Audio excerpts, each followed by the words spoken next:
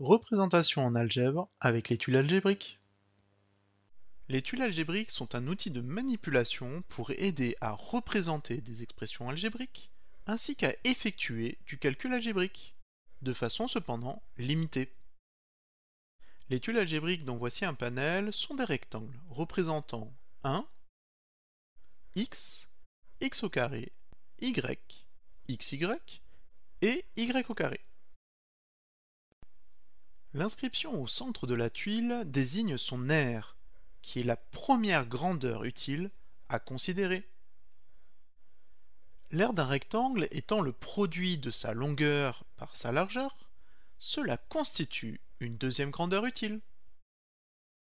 Par exemple, la tuile 1 a pour aire 1, et ses longueurs caractéristiques sont de 1 par 1.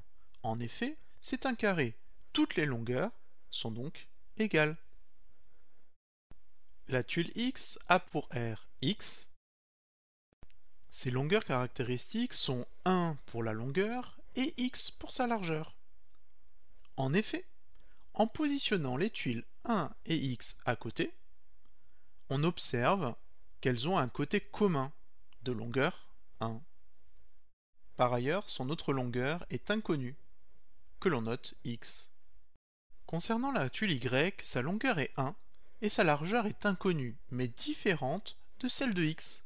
C'est pourquoi on lui donne une autre désignation, Y. Pour la tuile XY, son aire vaut XY. Ses longueurs caractéristiques sont X et Y, comme montré en positionnant les tuiles X et Y sur les côtés communs.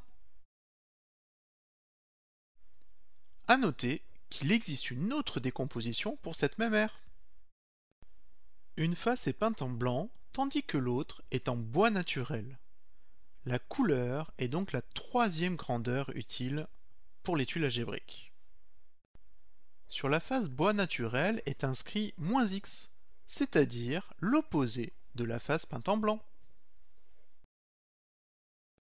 Et l'opposé de -x est x, que l'on peut retrouver en retournant à nouveau la tuile.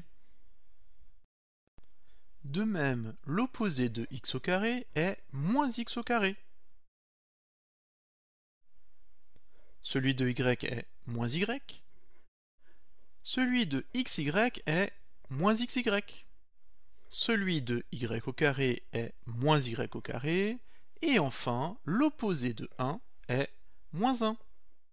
Cependant, l'opposé de -y est y, toujours visible grâce à un retournement. Il faudra donc considérer trois grandeurs à exploiter concernant chaque tuile: les longueurs caractéristiques du rectangle, son aire et la couleur de la face visible.